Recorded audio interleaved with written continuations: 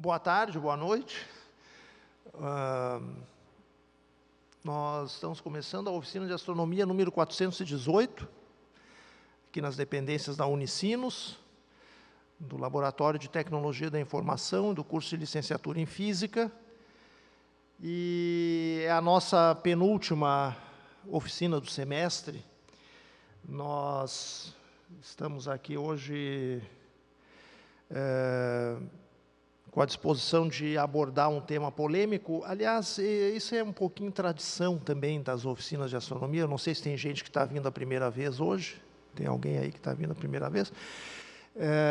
As oficinas de astronomia são um fórum, digamos assim, democrático do ponto de vista de pensamento. De vez em quando, propositadamente, como hoje, nós fazemos questão de abordar algum tema mais polêmico. E entre os temas polêmicos encontra-se a pseudociência da ufologia. Devemos ressaltar duas coisas. Em primeiro lugar, minha gente, eu não sou ufólogo, certo? E me incomoda muito ser chamado de ufólogo. Até não deveria, mas infelizmente, pelo que a gente vê aí na mídia, o comportamento dos ufólogos não é lá dos mais científicos, em geral, tá? Então, e em segundo lugar, a nossa abordagem eventual de temas polêmicos aqui, como o de hoje, né, ela se faz sempre dentro da mais estrita metodologia científica, e vocês vão ter oportunidade de acompanhar o raciocínio. No final, as coisas nem sempre são como dizem ser por aí. Antes de mais nada, temos uma sugestão de livro hoje, vou passar aí depois para o pessoal ver, da Livraria Cultural Store, e o cafezinho já está ali para quem quiser se servir, né? Cortesia das panquecas do Alemão. Ô Tiago, continua a promoção lá das panquecas? Qual? Só R$18,99, apenas R$18,99, qualquer panqueca doce ou salgada, e ainda ganha um suco de laranja de 300 ml, inteiramente grátis. Olha que maravilha, hein?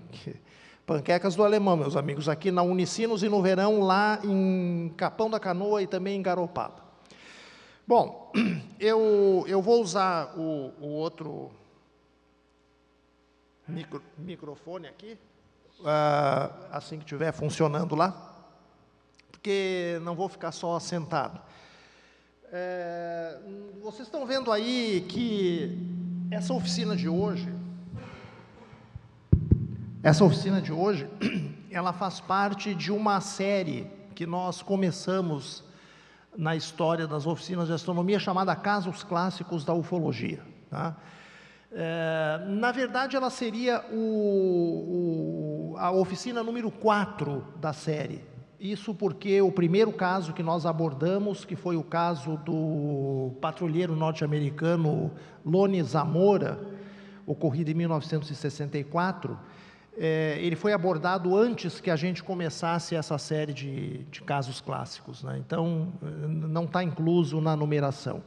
Aí falamos o caso número 1, do famoso mineiro que teria sido abduzido por um disco voador ainda no ano de 1957, o Antônio Vilas Boas. Depois falamos no segundo episódio aí dessa série de oficinas, falamos da abdução do casal Beth e Barney Hill, supostamente ocorrido nos Estados Unidos em 1961. E hoje damos continuidade, então, com o terceiro episódio, novamente um caso brasileiro, conhecido internacionalmente como o caso da Ilha Trindade. Para resumir, esse caso se refere a um suposto avistamento de um objeto voador não identificado que teria sido feito pela tripulação de um navio da Marinha Brasileira em 16 de janeiro de 1958, lá na Ilha Trindade. A Ilha Trindade fica no Oceano Atlântico. Vamos primeiramente nos localizar no espaço, né? Aqui tem o mapa do Google. Aqui, ó, aqui fica a Ilha Trindade. Fica na altura do litoral do Espírito Santo, mais ou menos na latitude da cidade de Vitória, só que bem distanciada do litoral, né? E é uma das possessões brasileiras. Ali no Atlântico, vocês sabem que tem Fernando de Noronha, a Ilha da Trindade, a Ilha Martim Vaz, que fica do lado da Ilha Trindade, tem também o Atol das Rocas e os penedos São Pedro e São Paulo. São ilhotas desabitadas, né, do Atlântico Sul que pertencem ao Brasil.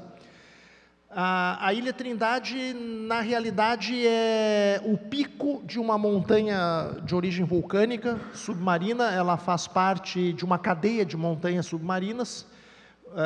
Ela tem como ponto mais alto o chamado Pico Desejado, que tem 620 metros de altura sobre o nível do mar. E ao redor da ilha, a profundidade média do oceano é da ordem de 5.000 metros. Tá? Então, são apenas algumas montanhas submarinas, né, que afloram acima do nível do oceano e constituem essa ilha e a vizinha de Martim Vaz. Vou passar algumas fotos assim só para vocês verem. É um lugar muito bonito, meus amigos. Olha, um lugar espetacular. É um santuário ecológico e geológico também. É um lugar muito bonito, um paraíso, né? Felizmente bem resguardado até hoje pela Marinha Brasileira. Tá? É uma ilha predominantemente rochosa, mas tem alguma vegetação, tem alguma fauna também, praias, algumas praias arenosas, mas predominam as encostas rochosas, né? Um lugar muito bonito, tem várias imagens aí. Olha que água, né? Um paraíso para mergulho, inclusive, né? Apesar de que não é possível mergulhar livremente lá nesse lugar. Aliás, todo o acesso à Ilha da Trindade é controlado até hoje pela Marinha Brasileira, né? Existe lá uma base permanente, inclusive uma estação de pesquisa científica. Eventualmente, se alguém tiver algum projeto de pesquisa para executar na ilha, entrando em contato com a Marinha, pode conseguir autorização para permanecer na ilha durante o tempo que for necessário, né? Mas, em geral, só o pessoal da Marinha fica por lá. Bom, vamos ao caso especificamente. 16 de janeiro de 1958, conforme a gente vai ver depois, isso é um período muito interessante do ponto de vista social, geopolítico, etc. Em 16 de janeiro de 1958, havia um fotógrafo civil a bordo de um navio da Marinha, chamado Almirante Saldanha. Esse navio era um navio escola, que estava fundeado lá na Ilha Trindade por alguns dias e com convidados a bordo, entre eles esse civil chamado Almiro Baraúna, que nasceu em 1916 e faleceu em julho de 2000.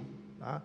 Na época, ele tinha 42 anos de idade, era fotógrafo profissional, fotógrafo jornalístico, tá? E tinha sido convidado, juntamente com mais 2 ou 3 amigos dele, pertencentes ao Clube de Pesca Submarina de Icaraí, que tinha sede lá em Niterói, para visitarem a ilha e fazerem alguns mergulhos, e ele era o fotógrafo que também mergulhava e registrava em fotografia as atividades dos colegas lá, né? Bom, ele estava a bordo desse navio, o navio estava se preparando já para voltar da ilha para o continente, estavam fazendo o içamento de uma lancha que era usada para desembarque na praia. porque não tem porto nessa ilha, né? O navio tem que ficar a, digamos, 500 metros da praia, daí são descidas lanchas, e em lanchas o pessoal vai até a praia e consegue ter acesso à ilha, né? Eles estavam içando uma dessas lanchas, se preparando então para levantar âncoras e retornar para o Rio de Janeiro, quando supostamente alguém deu o alerta de que estava sendo visto um objeto voador não identificado em grande velocidade voando no céu perto da ilha. O Baraúna era como era fotógrafo, né? Estava com uma máquina praticamente a tiracolo, e teria feito algumas fotografias. Ele tentou fazer 6 fotos e 4 delas mostraram supostamente o objeto. As outras 2 não saíram bem. Dizem que foi tudo muito rápido, que muita gente da Marinha que estava no convés do navio conseguiu observar visualmente, né, e que supostamente então a observação estaria referendada por pessoas de credibilidade, oficiais e suboficiais da Marinha Brasileira. É basicamente por isso que o caso ganhou repercussão e reconhecimento internacional. Provavelmente, se vocês consultarem aí sites de ufologia e livros mais antigos ou mais recentes também, em algum momento vão ver referência a esse caso. Ele é considerado um caso assim de altíssima credibilidade, justamente porque envolveu militares que são pessoas supostamente confiáveis, né? Bom, acontece que as coisas não foram bem assim, né, como são contadas, né? Porque, por exemplo, o Baraúna fez 6 fotos do objeto. O filme foi revelado ainda a bordo do navio, cerca de 1 hora depois da suposta aparição. E consta que o capitão do navio teria olhado os negativos e afirmado que havia alguma coisa estranha ali nos negativos. Só. Supostamente o convés estava lotado de gente e supostamente todos observaram esse objeto. Inclusive o Baraúna não estava sozinho, como eu disse, ele tinha colegas, né, mergulhadores do Clube de Pesca Submarina. Entre eles estava o Amilar Vieira Filho e mais um outro que não está relacionado agora aí, mas vai aparecer depois, que era capitão aposentado da Força Aérea Brasileira, tá? Mas já estava desligado das Forças Armadas. O capitão... não, está aqui ele, ó, o capitão da Força Aérea Brasileira, José Teobaldo Viegas. Tá? Prestem atenção. O Baraúna, o Viegas e o Amilar Vieira são os pivôs desse caso. Tá? Eles são, provavelmente, os que mais estiveram envolvidos. Bom, depoimento transcrito, né, algum tempo depois da mídia daquela época, depoimento do próprio Almiro Baraúna. Em 16 de janeiro de 1958, o navio Escola de Guerra da Marinha, Almirante Saldanha, estava atracado em uma enseada da Ilha Trindade, a cerca de 800 milhas da costa do Espírito Santo. Isso dá o quê? Dá por volta de uns 1.600, 1.700 quilômetros do litoral, né? É bem longe. Tá? Por volta de 11 horas da manhã, o céu estava claro, a tripulação se preparava para retornar ao Rio de Janeiro, quando, de repente, um grupo de pessoas na popa do navio, na parte de trás do convés do navio, dentre elas o capitão aviador aposentado da Força Aérea Brasileira, José Viegas, grande amigo do Baraúna, alertou a todos. Instantaneamente, todos os que estavam no convés, umas 50 pessoas, começaram a ver um estranho objeto prateado com forma de píris que se moveu do mar na direção da ilha. O objeto não emitiu nenhum ruído, era luminoso e às vezes se movia rapidamente, depois devagar, para cima e suavemente para baixo, e quando acelerava deixava um rastro branco fosforescente que desaparecia rapidamente. Depoimento do fotógrafo.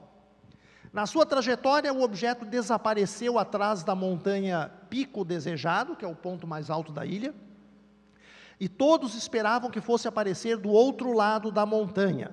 Ele, de fato, reapareceu na mesma direção, parou por alguns segundos, e então desapareceu a uma grande velocidade em direção ao horizonte. Num primeiro momento, quando o objeto retornou, fui capaz de fazer 6 fotos, das quais 2 se perderam devido ao pandemônio no convés.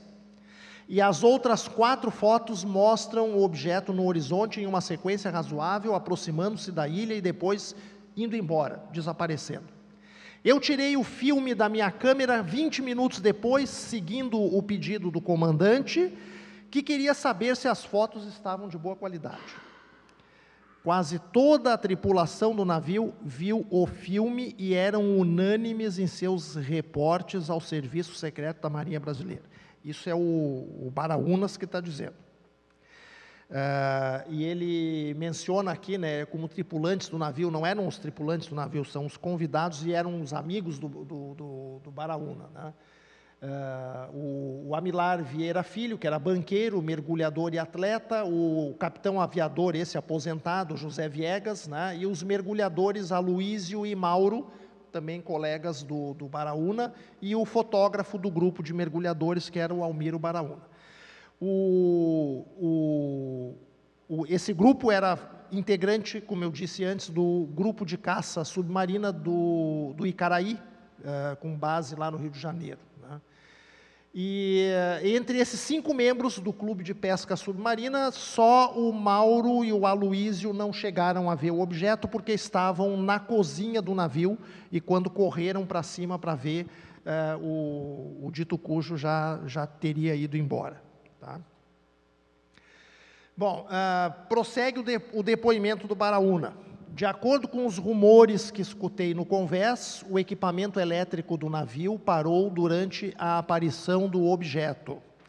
O que posso confirmar é que depois do navio deixar a ilha, o equipamento elétrico parou 3 vezes e os oficiais não tinham nenhuma explicação para isso.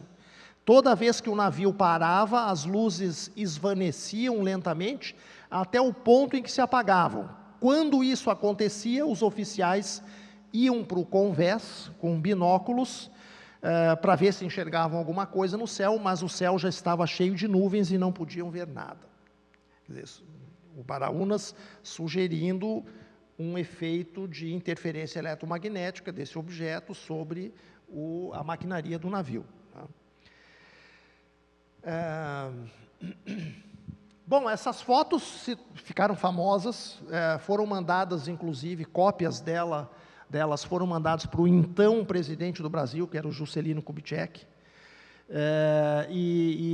o filme foi analisado pela Marinha e o Baraunas, depois que eles voltaram à terra firme, foi chamado para prestar depoimento na Marinha em 2 ocasiões. Diz o Baraunas que em momento algum ele foi maltratado pelos militares. Ele menciona aqui, os oficiais com quem tive contato durante todo o tempo do inquérito foram muito amáveis, me senti completamente confortável, não me impuseram nenhuma objeção à revelação pública do caso. Apenas mencionaram que a natureza sensacionalista poderia causar pânico na população e era por isso que as Forças Armadas brasileiras, não só a Marinha, queriam evitar publicidade em casos, né, dessa natureza. Bom, meus amigos, então, basicamente essa teria sido a ocorrência.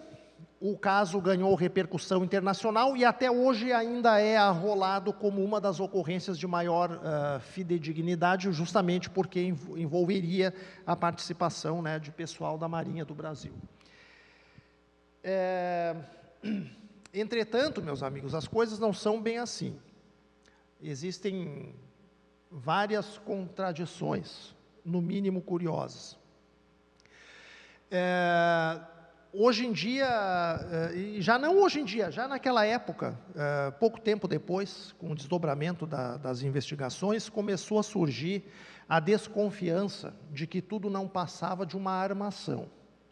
Uma armação orquestrada, evidentemente, pelo fotógrafo, o Almiro Baraúna, e pelos seus dois colegas mais chegados, o Amilar Vieira e o José Viegas, que era aquele capitão aposentado.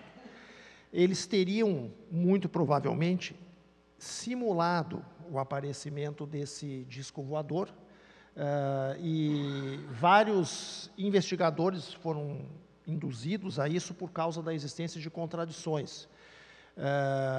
O colega do Almiro Baraúna, esse Viegas, disse que o Baraúna se trancou num laboratório improvisado de revelação fotográfica dentro do navio. Na verdade, usaram a enfermaria do navio, porque não tinha laboratório fotográfico a bordo do navio, usaram a sala da enfermaria para revelar o filme, e o Baraúna disse que, durante todo o tempo da revelação do filme, esteve acompanhado do comandante do navio, que era o Carlos Bacelar, capitão de fragata Carlos Bacelar. Mas isso não foi verdade. O Bacelar ficou do lado de fora da sala de revelação. O próprio Bacelar falou isso mais tarde, né? Quem ficou dentro do laboratório com o Baraúnas foi o Viegas, grande colega e provável cúmplice do Baraúnas nessa história toda, né? O capitão aguardou do lado de fora. O Baraúna, ele se confundiu frequentemente com relação a vários detalhes, exagerou fatos e até mentiu deliberadamente em outras oportunidades. Por exemplo, referindo-se aos momentos anteriores ao suposto avistamento do OVNI, ele declarou na época, para uma revista muito famosa que saía todas as semanas, chamada O Cruzeiro, que o navio estava se preparando para voltar para o Rio de Janeiro, né? Ele estava no convés, observando a subida da lancha e tal. O mar estava agitadíssimo, o tempo estava nublado, sem sombras, e ele estava com a máquina dele, que era uma Rolleiflex 2,8 modelo E, dentro de um estojo de alumínio, à prova d'água, que ele mesmo tinha fabricado, para permitir que ele pudesse fotografar debaixo d'água, né? A outra máquina que ele tinha, que era uma tal de Leica, tinha deixado, inclusive essa Leica era equipada com uma teleobjetiva, mas ele tinha largado ela no camarote do navio, momentos antes de começar toda a história. O convés estaria cheio de marinheiros e oficiais, né? E de repente ele foi chamado em altos brados pelo capitão Viegas. Então, quem é que chama a atenção pela primeira vez para a presença do suposto objeto voador? O Viegas, que era grande amigo do Baraúnas, né? E o Amilar Vieira. Esses são os dois primeiros que supostamente enxergam um objeto no céu, começam a gritar e a chamar a atenção do restante do pessoal do navio, né? E eles começam a apontar para um determinado lugar do céu, gritando que estavam vendo um objeto brilhante se aproximando da ilha. Mais tarde, o depoimento foi um pouquinho diferente, né? Em 1997, já bastante tempo depois, numa entrevista para essa revista UFO aí, que anda por aí até hoje, né? O Baraúna disse que na ocasião ele não estava passando muito bem, estava enjoado, né? E ele foi deitar-se no convés. E pouco depois do meio-dia, então já não é 11 horas da manhã, é pouco depois do meio-dia, em meio a uma grande gritaria, um tenente da tripulação do navio teria alertado o fotógrafo para a presença de um objeto voador, tá? Então já uma narrativa um pouquinho diferente dos fatos, né? Ou seja, não teria sido o ex-capitão da FAB, o Viegas, amigo do Baraúna, que deu o alerta, e sim esse tenente da tripulação, integrante da tripulação do navio. Mais detalhes, não havia tanta gente assim no convés do navio para ver o tal do disco voador. O Baraúna exagerou o número de testemunhas, de supostas testemunhas da aparição. Ele disse que o convés estava cheio de marinheiros e oficiais, que quase 100 pessoas teriam sido testemunhas. Mas vem cá, cabe tanta gente assim num naviozinho daqueles? Olha que 100 pessoas é bastante gente, né? Em todo caso, né? No entanto, né, um dos oficiais presentes dentro do navio na ocasião, o capitão Paulo Castro Moreira da Silva, teria afirmado depois para o jornal O Globo, que entre os oficiais do navio, o único a confirmar a aparição foi um tenente, provavelmente aquele que o Baraúna falou, né, o tenente Homero Ribeiro, e que no total apenas umas 8 pessoas teriam visto alguma coisa, mas que provavelmente elas teriam envolvido soldados, marinheiros, suboficiais, sargentos, etc., e que provavelmente estes foram induzidos a achar que viram algo. Né?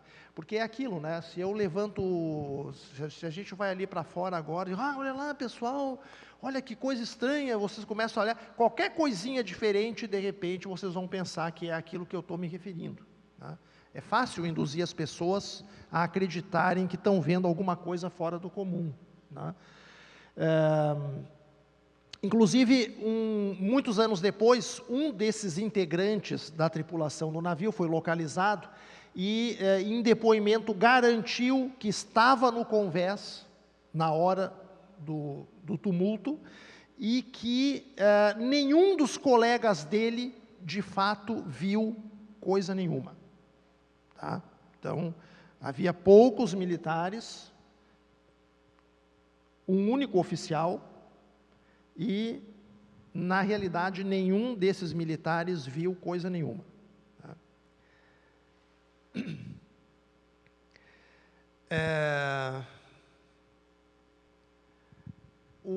Com relação à revelação do filme, né, volta o depoimento do autor das fotos, do Baraúna.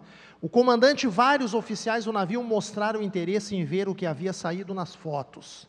Isso, aliado à minha própria curiosidade, fez com que eu revelasse o filme imediatamente a bordo do navio.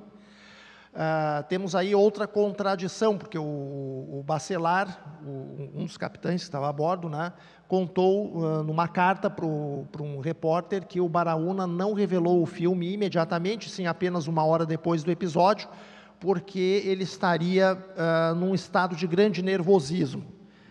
Provavelmente nervosismo por causa da aparição, ou talvez não, talvez por alguma outra razão não tão honesta, digamos assim. Né? Bom, recentemente, em 2011, a Marinha andou divulgando alguns documentos relacionados com a investigação desse acontecimento, e nesses documentos se diz que, após a revelação do negativo do filme a bordo do navio, né, o capitão Bacelar disse que teria visto em apenas 3 chapas do filme, não em 4, alguma mancha estranha. Mas, na verdade, meus amigos, os negativos, aqueles rolinhos de filme, né, os negativos são coisas pequenas. Né? Então, olha, distinguir alguma coisa, vocês vão ver, o objeto ele é pequeno nas fotos, e distinguir no negativo, tem que ter olho, hein? Tem que ter um olho bastante acurado, bastante preciso. Né? Não é assim, não. E o grande erro nessa história toda, meus amigos, foi que o capitão do navio não confiscou de imediato o filme do Almiro Baraúna, que era para ter feito, para evitar a possibilidade de que o material fosse manipulado posteriormente. Né? Ele foi liberado para levar o filme embora, e detalhe interessante, o navio no retorno para o Rio de Janeiro fez uma escala técnica em Vitória, e o Almiro Baraúna pede para descer em Vitória. O navio ficaria 2 dias ancorado em Vitória, depois seguiria para o Rio de Janeiro. E o Almiro, alegando compromissos, pede para descer do navio em Vitória e faz a viagem de Vitória para Niterói de ônibus. Bonito isso, né? Ele tem 2 dias antes da chegada do navio no Rio de Janeiro para fazer qualquer tipo de manipulação em cima do material fotográfico. Nunca ficou muito bem justificada essa decisão do Almiro Baraúna. Se o filme tivesse confiscado a bordo do navio, né, não teria havido essa margem para uma suposta fraude. O Almiro Baraúna, para aumentar a credibilidade do material fotográfico que ele supostamente obteve naquela ocasião, ele informou à imprensa que as fotos tinham sido analisadas pela Marinha e pela empresa de transportes aéreos Cruzeiro do Sul, que era uma das grandes empresas brasileiras de aviação, que não existe mais hoje. Eles tinham um serviço de aerofotogrametria, e os originais do Baraúnas foram levados lá para esse laboratório para uma investigação, e que ambas as investigações, tanto da Marinha quanto da Cruzeiro do Sul, não haviam apontado para a possibilidade de uma fraude, ou seja, os negativos estavam aparentemente perfeitos, né? Não havia nenhum indício de fraude. Ali, pelo que eu sei, esse depoimento ainda do Baraúnas, né, os negativos foram enviados ao Serviço Aerofotogramétrico da Cruzeiro do Sul, onde ficaram 4 dias, e os oficiais disseram para o Baraúnas que os negativos estavam acima de qualquer dúvida. E na segunda vez que o Baraúnas esteve na Marinha prestando depoimento, foram feitos alguns ensaios cronometrados. Fizeram o Baraúnas pegar a câmera Rolleiflex dele e fazer em sequência 6 fotos, 6 exposições, apontar para algum lugar, bater a foto, avançar o filme, apontar para outro lugar, bater a foto, né? Enquanto isso, 3 oficiais da Marinha cronometravam os intervalos de tempo necessários, para eles terem uma ideia de quanto tempo se passou na obtenção daquelas 6 imagens do Baraúnas a bordo do navio. E aí diz o Baraúnas que, baseados nisso, foi estimada a velocidade do objeto entre 900 e 1000 km por hora, foi calculado depois na análise das fotos, usando informações da altura das montanhas e tal da ilha, foi calculado as dimensões prováveis do objeto, 40 metros de diâmetro e 8 metros de espessura. Mas detalhe interessante é que nada dessas informações aparecem nos documentos oficiais da Marinha. Isso é o Baraúnas que está dizendo. O próprio diretor superintendente da empresa Cruzeiro do Sul, na época, o senhor Hélio Meirelles, fez questão de procurar a imprensa também, dizer que eles não tinham nada a ver com essa história. Na verdade, ele estava desinformado. Depois ele se retratou e realmente os negativos foram lá para o Serviço Aerofotogramétrico da Cruzeiro do Sul. Bom,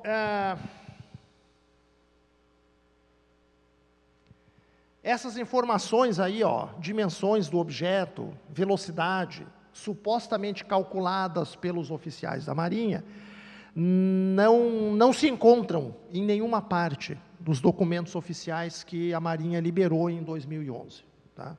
Sobre esse caso. O próprio relatório final da Marinha não autentica as fotografias.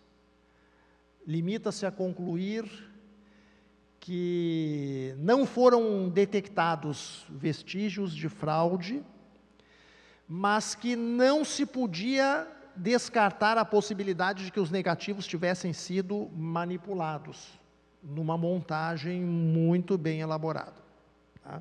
Então, nunca foi excluída essa possibilidade, mesmo pelas autoridades militares envolvidas. E detalhe interessante é que, na mesma época, estava em atividade na América do Norte o projeto Blue Book, projeto Livro Azul, levado a cabo pela Força Aérea Norte-Americana, e as fotos do Baraúna foram mandadas para lá, e foram analisadas e imediatamente descartadas como fraudulentas. Ou seja, o caso da Ilha Trindade não entra para os arquivos do projeto Livro Azul. Você sabe que até hoje tem em torno de 700 e poucos casos não explicados que fazem parte dos arquivos desse projeto, né? O que não quer dizer, evidentemente, que provem alguma coisa, né?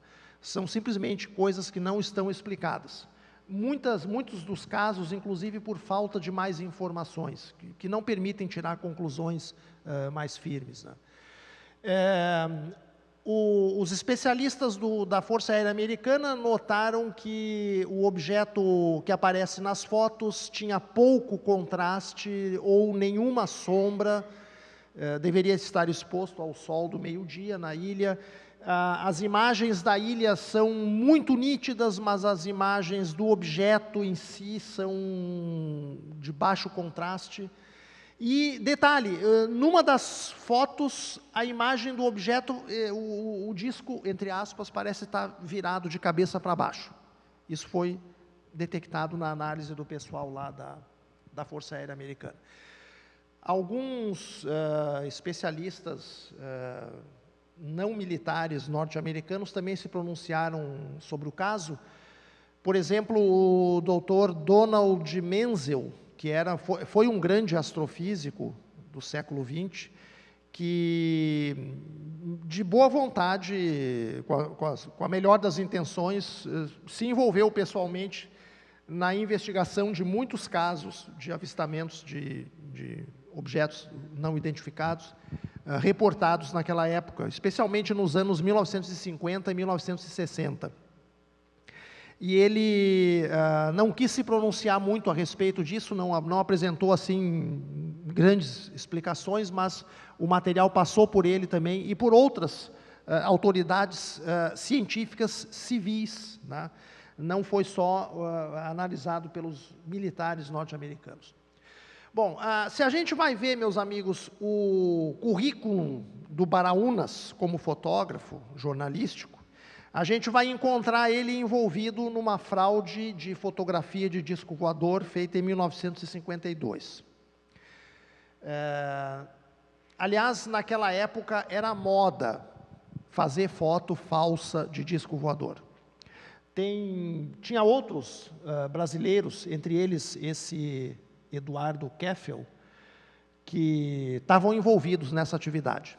O Keffel fez fotos do disco voador, o famoso caso do disco voador da Barra da Tijuca, que é de 1954, e que se revelou uma fraude descarada. Olha, essa é uma das fotos que o Keffel fez, ali é a Pedra da Gávea, e lá está o disco voador. Isso ali era uma fichinha de plástico que o cara tirou para cima e fez a foto, né? Quer dizer, uma vez eu fiz isso também.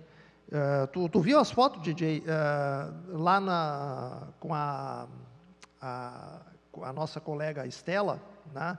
Nós pegamos 2 pratos de plástico, atiramos contra o céu assim ao mesmo tempo e batemos a foto. Ficou bonito, 2 discos voadores voando ao céu do crepúsculo, magnífico. E ninguém pode dizer que as fotos estão, que os originais, que uma fotomontagem, você pode analisar o negativo, ainda era filme químico naquela época, película, pode analisar a película, não tem emenda, não tem trucagem nenhuma, é uma foto absolutamente autêntica, porque realmente registrou 2 pratos voando no céu, sem dúvida. Não dá para dizer que é fraude, nesse aspecto, e no entanto é uma fraude. Essa foto, inclusive, saiu no jornal O Pioneiro de Caxias do Sul, alguns anos atrás. Eles acharam tão interessante que reproduziram lá. Eu ia trazer e me esqueci. A gente nunca lembra de tudo, né? Mas paciência. fiz bastante suspense, né, meus amigos? De propósito, eu quero mostrar agora as famosas fotos do Baraúnas. Cadê o disco voador? Cadê? Lembrem-se que foram 6 fotos e só 4 saíram bem. Aqui a ilha, está lá o bichinho, ó, supostamente se aproximando em grande velocidade para as vizinhanças da ilha.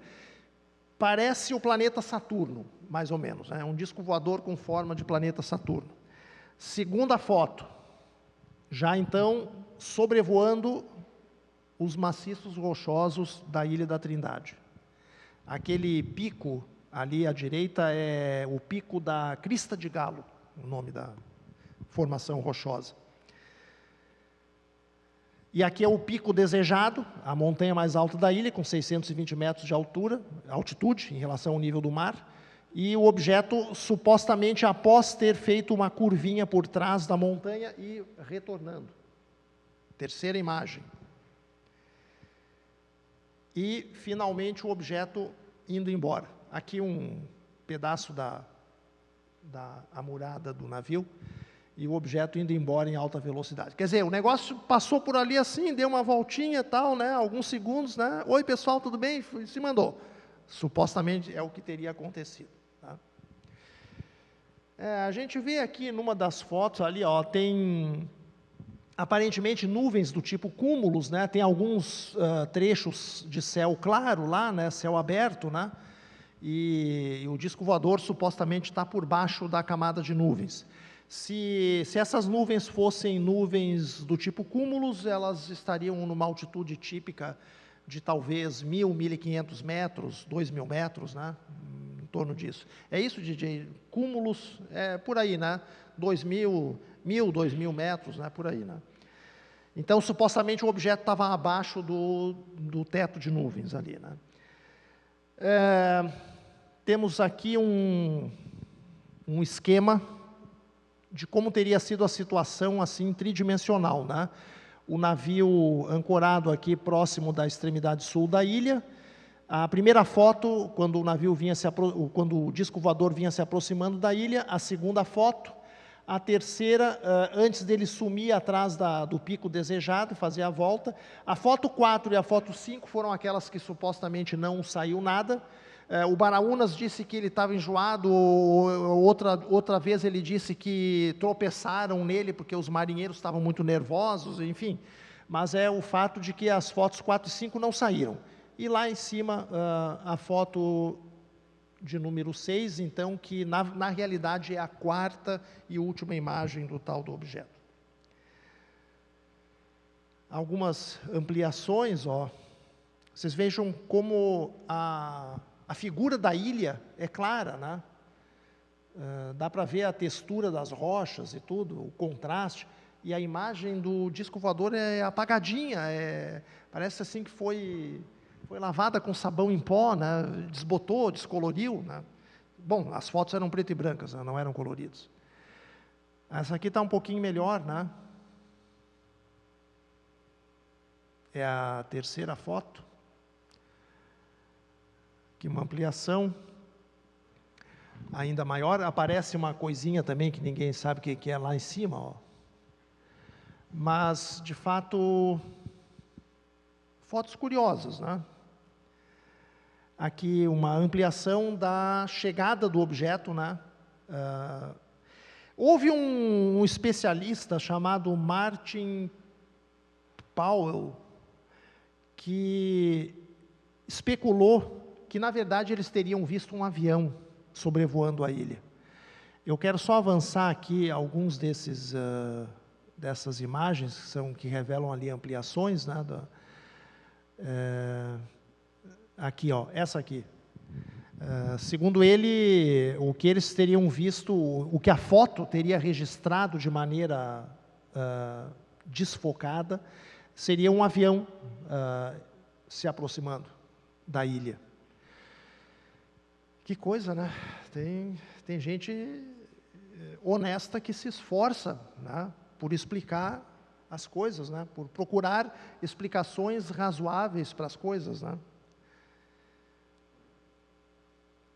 E qual é a foto em que ele aparece invertido? Aqui tem as 4 fotos, né? Qual é a foto que ele aparece invertido? Eu acho que é essa aqui, né? Essa daqui, ó. Parece que o disquinho voador virou de cabeça para baixo, né?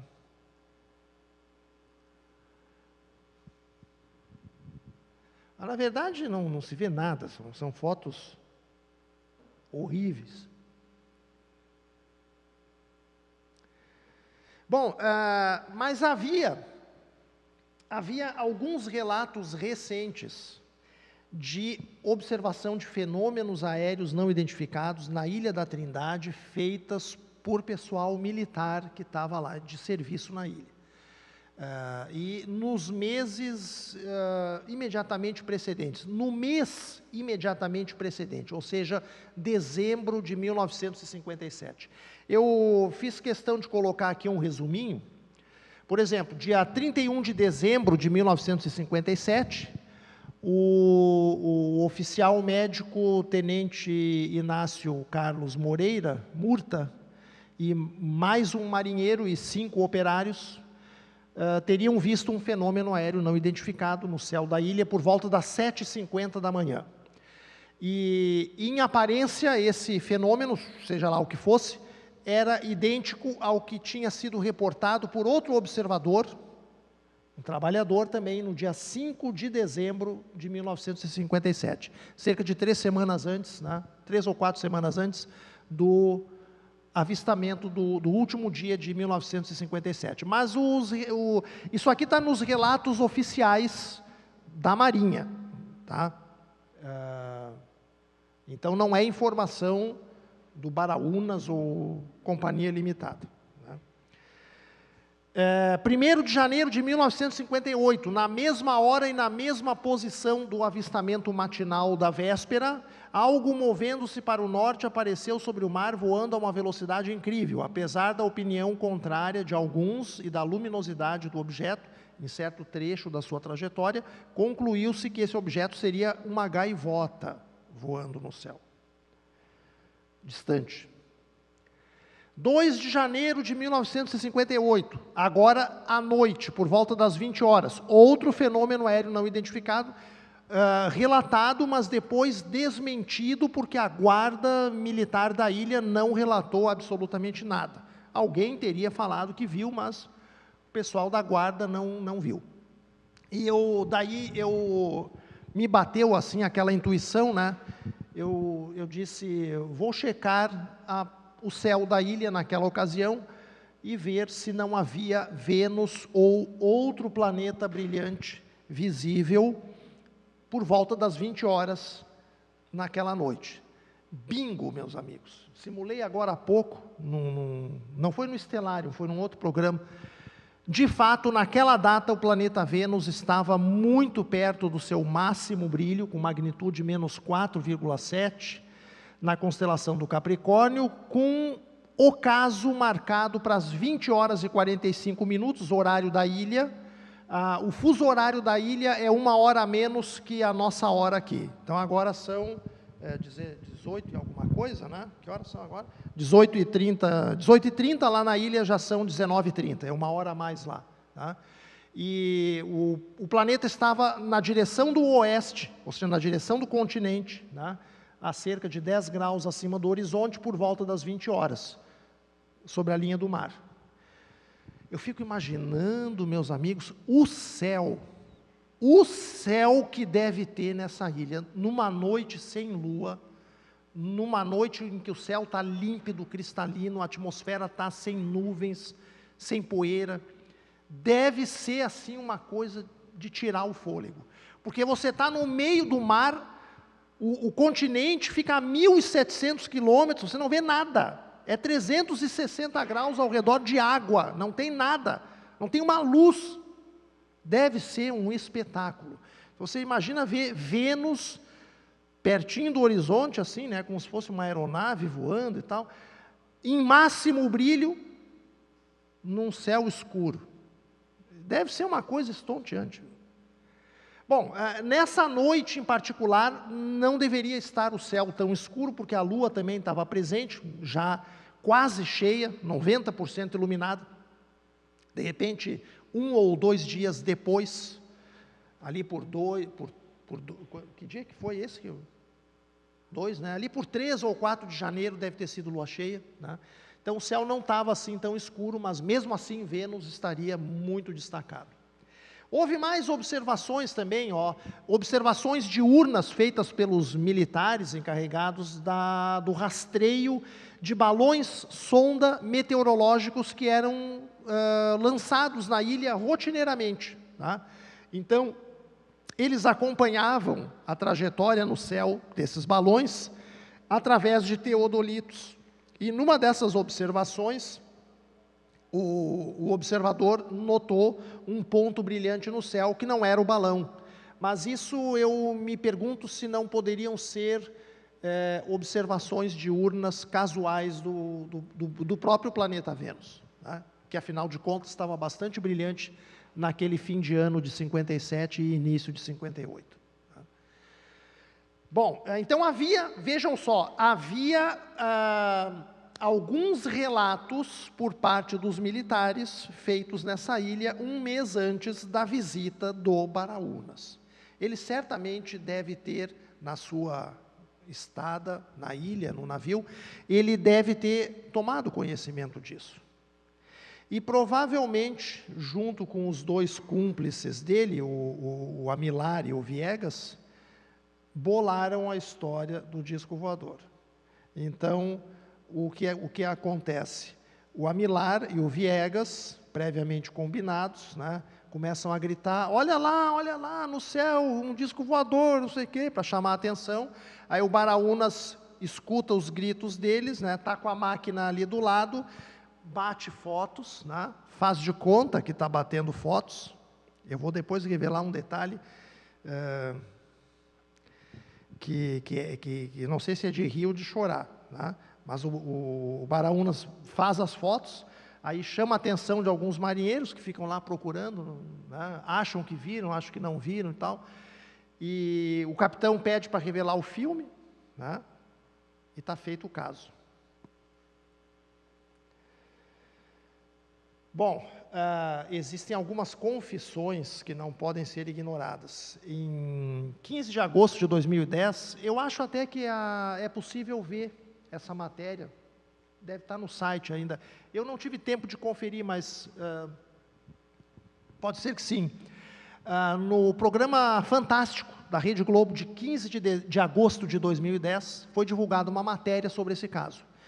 E a protagonista da matéria era uma senhora chamada Emília Bittencourt, grande amiga do fotógrafo Baraúnas, e ela relatou o seguinte: um dia foi visitar o Baraúnas, e o Baraúnas chamou ela e disse assim, tu te lembra do caso do disco voador, que eu fiz as fotografias, não sei o quê?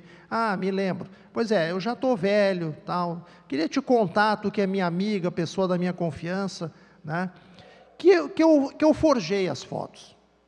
Segundo ela, ele pegou 2 colheres, essas colheres que a gente tem na cozinha, botou uma em cima da outra, para fazer o disquinho voador, e fotografou essas colheres usando como pano de fundo a parede da geladeira da casa, da cozinha. Ele fotografou ali porque a iluminação era perfeita. E ele dava risada, segundo ela, sobre esse assunto. Bom, isso foi o que ela divulgou na matéria do Fantástico. Lembrem-se que o Baraúnas faleceu em 2000, né? Isso foi 10 anos depois da morte do Baraúnas, tá?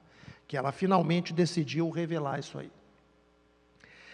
E muito mais esclarecedor é o depoimento dado em janeiro de 2011, pelo sobrinho do Almiro Baraúna, que também era fotógrafo profissional. Na ocasião ele estava com 69 anos, e revelou que o tio chamou ele um dia e contou detalhadamente para ele o que tinha se passado naquele dia a bordo do navio. Ele disse que havia produzido a montagem das fotografias do disco voador em seu laboratório caseiro, na cidade de Niterói, assim que retornou da viagem à Ilha da Trindade. E mais, meus amigos, a câmera que o Baraunas tinha na ocasião em que ele tirou as fotos do céu na ilha, supostamente fotografando o disco voador, estava na oportunidade sem filme. Ninguém sabia disso, só o Baraunas. Por que estava sem filme? Porque ela tinha sido usada naquela manhã para fotografar um dos últimos mergulhos ali que o pessoal tinha feito. E ele tinha consumido o filme todo e não tinha tido tempo ainda de reabastecer a máquina, trocar o filme da máquina. Então a câmera estava sem filme. E o Baraunas fez de conta. O Viegas e o Amilar, lá do outro lado do navio, gritaram: olha lá o disco voador. E o Viegas do outro lado, aliás, o Baraunas do outro lado, pegou a câmera e fez que estava tirando fotos. Na verdade, não tirou foto nenhuma. Depois, nessa 1 hora que se passou entre a revelação do filme a bordo do navio e o momento da suposta aparição do disco voador, nessa 1 hora, o Baraunas foi lá no camarote dele, abasteceu a máquina de filme, tirou as fotos, as 6 fotos da ilha, e depois foi revelar o filme na enfermaria do navio a pedido do capitão do barco. O capitão olhou, qualquer manchinha ali pode ser qualquer coisa. Não dá para distinguir aquele objeto tão pequenininho num negativo de filme, sem ter uma lupa, sem ter não dá. Sem ampliar aquilo ali, não dá. O capitão não confiscou o filme. Se tivesse confiscado o filme, esse filme teria sido analisado e não teria mostrado disco voador nenhum. Porque não havia disco voador, ele simplesmente tinha fotografado a ilha, pensando em plantar a imagem do disco voador ali nas fotos depois. Que coisa, né? Deprimente, né? Isso o sobrinho dele contando que o tio falou para ele. Né? Aí o Baraunas desceu em Vitória, foi para casa, né? E não é verdade aquilo que foi dito no Fantástico, que o disco eram 2 colheres, uma emendada na outra e tal, porque não dava para fazer assim. Segundo o sobrinho dele, o que de fato aconteceu, mas disso também não dá para ter certeza, foi que provavelmente alguma formação de nuvem peculiar, algum outro fenômeno atmosférico, tenha chamado a atenção de alguém no navio. Eu diria até que essa hipótese não é necessária. Eu diria que a hipótese da armação planejada com antecedência explica tudo. O Baraunas, o Amilar e o Viegas se combinaram previamente. Olha, os militares estão vendo discos voadores aí, viram alguma coisa aí no início do mês, no mês passado, aqui na ilha. Vamos criar uma história. Tá, eu chamo a atenção, você pega e tira as fotos. Aí o Baraunas levou para casa, né, plantou a imagem do disco voador, refotografou isso, obtendo, né, imagens num novo negativo, que não era o negativo que estava a bordo do navio, que foi revelado no navio, e é esse negativo novo que vai para o serviço aerofotogramétrico da Cruzeiro do Sul, que vai ser apresentado para a Marinha dias depois que o Baraunas já estava em terra firme, a pedido da Marinha. E é claro, quem vai analisar esse negativo é a mesma história das minhas fotos forjadas, né? Não tem truque nenhum no negativo, porque o negativo está registrando aquilo que foi fotografado dentro do laboratório. Não tem. Não foi feita emenda, nem colagem, nem sobreposição, nada. O negativo é autêntico. E, no entanto, não tinha disco voador nenhum. O Baraúna morreu sustentando a história. Mas pensem bem, por quê, meus amigos? Porque, segundo o próprio sobrinho dele, na época, para vender o direito de reprodução das fotos, ainda mais supostamente endossadas pela Marinha, né, etc., o Baraunas ganhou uma grana enorme. Diz o sobrinho dele que ele comprou um apartamento, vários equipamentos fotográficos importados, que na época eram caríssimos, e de quebra comprou ainda uma lambreta. Você sabe o que é uma lambreta, criatura? Uma motinho, é uma Vespa, dessas que tem por aí hoje. Tá? Isso eu tinha posto até aqui ali, ó. Um apartamento, equipamentos fotográficos importados, bastante caros, e uma lambreta. Segundo o sobrinho dele, o que esse cara ganhou naquela época com essas fotos seria o equivalente hoje em torno de 300 ou 400 mil reais. Se eu sou um agente de mídia e pago isso para ter direito de reproduzir essas fotos, e depois o cara chega para mim e diz, desculpa, essas fotos aí é tudo forjado, fui eu que fiz, eu vou querer o meu dinheiro de volta. Isso se ainda não entrar com uma ação pedindo danos morais, etc., né? Para ressarcir o prejuízo que o meu veículo de mídia teve divulgando aquela mentira. É evidente, né, que ninguém vai admitir isso, né? Então o Baraúna tirou o dinheirinho dele, né, e calou o bico, né? Depois de morto, aí não tem mais problema, né? Aí o sobrinho pode chegar e contar tudo. Foi o que aconteceu. Que tristeza, né, meus amigos? Que tristeza, né? Olha, um dos casos assim mais empolgantes, né? Cai simplesmente por terra, ou melhor, caiu por mar, né? Era um navio, né? Esse caso é um dos pilares clássicos da ufologia internacional. É supostamente um dos mais robustos, né? E, no entanto, não tem nada. Tudo foi armação deliberada, previamente planejada. Feita numa época em que disco voador era assunto da moda, né? Aliás, eu fiz aqui um resuminho, uma cronologia, obviamente incompleta, daquele período específico. 4 de outubro de 1957, a União Soviética lança o primeiro satélite artificial da humanidade, o Sputnik 1. Aquele caso do Vilas Boas, que eu comentei no início da apresentação, o mineiro, que foi abduzido por um disco voador e a bordo do disco voador transou com uma extraterrestre, ocorreu na noite, teria ocorrido na noite de 15 para 16 de outubro de 1957, 10 dias depois do lançamento do Sputnik 1.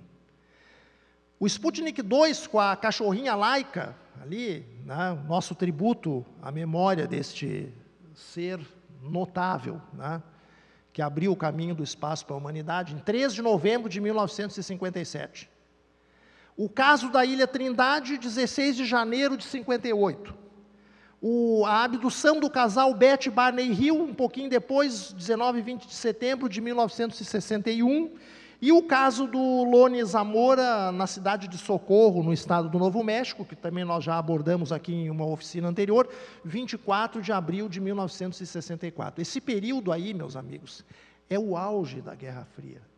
É um dos momentos de maior tensão internacional que existe. As pessoas estavam paranoicas, estavam vendo disco voador por tudo quanto é canto. Aliás, era importante ver disco voador, né? Qualquer coisa. Porque vamos que não fosse um disco voador e sim um míssil intercontinental soviético carregando ogivas nucleares. Percebem isso? No próprio ano de 1957, após o lançamento do primeiro satélite artificial, na América do Norte ocorre uma onda de avistamento de discos voadores.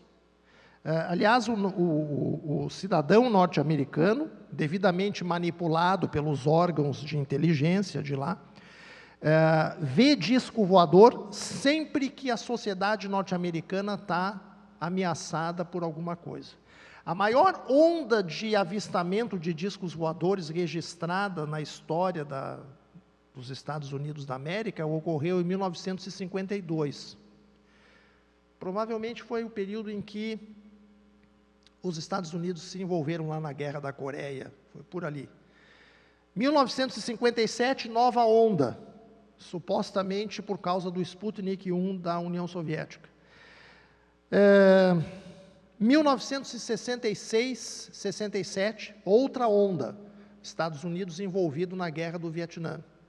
1973, mais uma onda, crise internacional do petróleo, que afetou diretamente a América do Norte. Quer dizer, sempre que alguma coisa ameaça a sociedade norte-americana, a estabilidade da sociedade norte-americana, o americano começa a ver disco voador. Interessante isso, né? Bom, é sempre assim, meus amigos, no fim não sobra nada, tá? Eu tenho duas referências sobre esse caso que eu recomendo para quem quiser ler detalhes, etc. Um texto desse cidadão chamado Alexandre Borges, que está nesse site aqui, ó, alemdaciencia.com, caso Ilha da Trindade. É um material bastante extenso, tá? Muito extenso, mas muito bom. E lá se encontra a íntegra da entrevista, do depoimento do sobrinho do Baraunas, onde ele conta direitinho tudo o que aconteceu, na verdade, naquele meio-dia lá, em janeiro de 58, na Ilha da Trindade. E também depois um dossiê elaborado pelo investigador mexicano Luiz Ruiz Nogues, tem 115 páginas, que está disponível aqui, ó, nesse site, ceticismoaberto.com/ufologia/Nogues Trindade. Esse eu até tenho impresso aqui.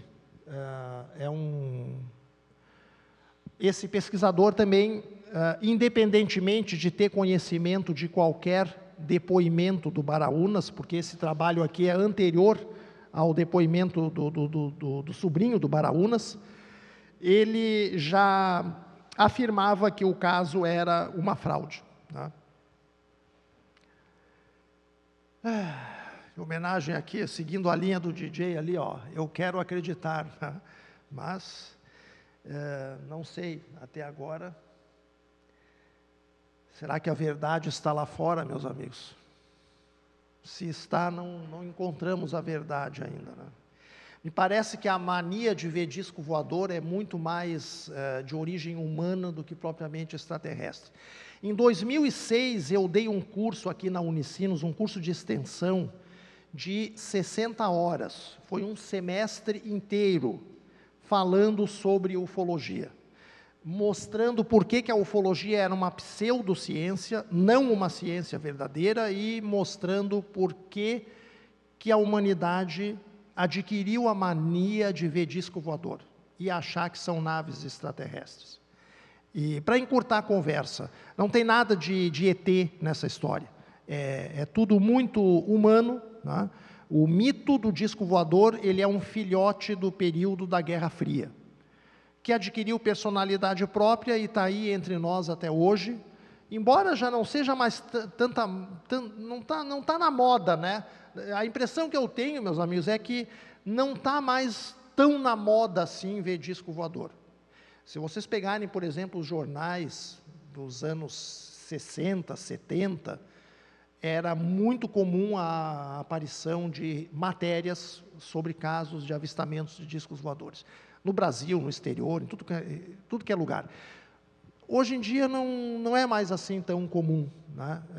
Parece que o assunto vem realmente declinando. Mas não há dúvida nenhuma, a origem do mito disco voador é humana e está enraizada na situação geopolítica que sucedeu ao período da Segunda Guerra Mundial. Guerra Fria, que hoje já não existe mais, porém o mito adquiriu uma personalidade própria e continua até hoje embora decadente, continua no nosso meio.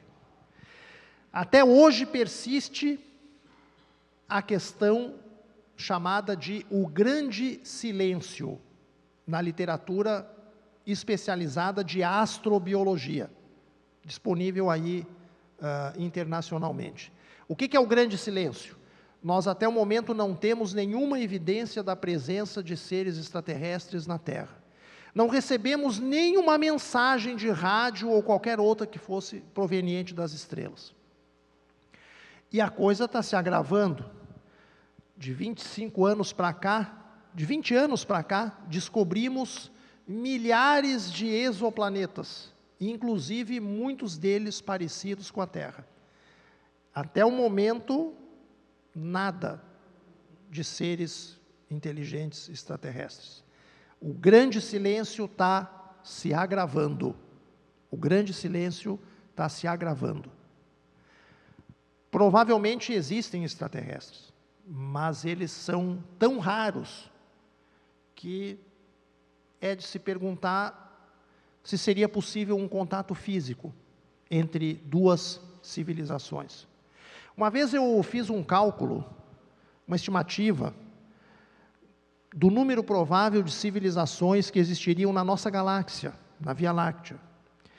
Não vou entrar nos detalhes aqui, até já foi apresentada uma oficina a respeito há muitos anos atrás, podemos retomar o assunto futuramente, mas a conclusão era a seguinte: provavelmente uma civilização surge na nossa galáxia a cada 1 bilhão de anos. Vamos supor que uma civilização dure 100 milhões de anos, que já é um número absurdamente grande. Mesmo assim, não haveria duas civilizações convivendo ao mesmo tempo na galáxia. É uma de cada vez. No momento atual, somos nós. A civilização que existiu eventualmente antes da nossa, provavelmente já se extinguiu há centenas de milhões de anos. E a próxima que vai surgir dentro da Via Láctea, provavelmente ainda está centenas de milhões de anos distante no futuro. Centenas de milhões de anos depois de a nossa civilização já ter desaparecido completamente. Essa é a minha opinião. Claro, eu não sou dono da verdade, ninguém sabe a resposta para essa questão, mas é um cálculo razoável. É um cálculo até otimista. Cada um pense o que quiser. Continuamos aguardando, por parte dos ufólogos, evidências realmente tangíveis, que até o momento não surgiram. É isso. Vocês têm alguma pergunta aí? Como é que é o esquema agora, Tiago? Passa o microfone. Então, leva esse aqui, né, que eu fico com o outro aqui. Alguém? Olha só, sem questões hoje, professor. Perfeito. Então, obrigado a todos. Semana que vem temos mais uma oficina de astronomia, que é a última do semestre.